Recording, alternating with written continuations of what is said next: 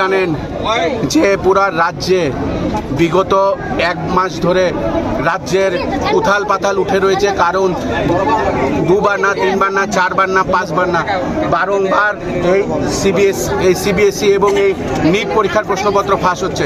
আমরা দেখেছি কিভাবে ধর্মেন্দ্র প্রধান প্রেসকে এড়িয়ে চলছে, কিভাবে নির্বিকার পাঁচটি জীবন আত্মহত্যা করেছে, কিন্তু এই 22 লক্ষ পরীক্ষার্থী তাদের স্বার্থে কোনো কথা হচ্ছে না। দিনের পর দিন কোচিং মাফিয়াদেরকে নিয়ে এইভাবে দিনের পর দিন লুটপাট হচ্ছে, কিন্তু প্রশাসন নির্বিকার, মোদি নির্বিকার।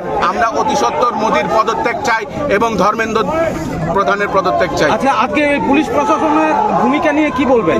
পুলিশ প্রশাসন তো দলদাসে পরিণত হয়েছে। এই পুলিশ প্রশাসনই এই রাজ্যের বাজেয়াপ্ত নেশা যখন বাজেয়াপ্ত হয়, থানার ভেতর থেকে কিছু সংখ্যক এই পুলিশরাই কিছুদিন আগেই আমরা দেখেছি যে বাজেয়াপ্ত নেশা সামগ্রী আবার বিক্রি করে দেয় এই নেশা ব্যবসায়ীদের কাছে, এবং তারা কিছুদিন আগে গ্রেফতারও হয়েছে।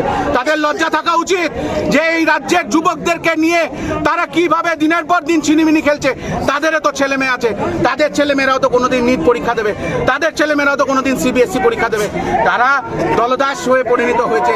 তাদেরকে আমরা বলবো যে তারা দলদাসিত ছেড়ে রাজ্যের এই যুবকদের স্বার্থে এবং এই যুবকদের সঙ্গে তারা যেন আন্দোলন করে।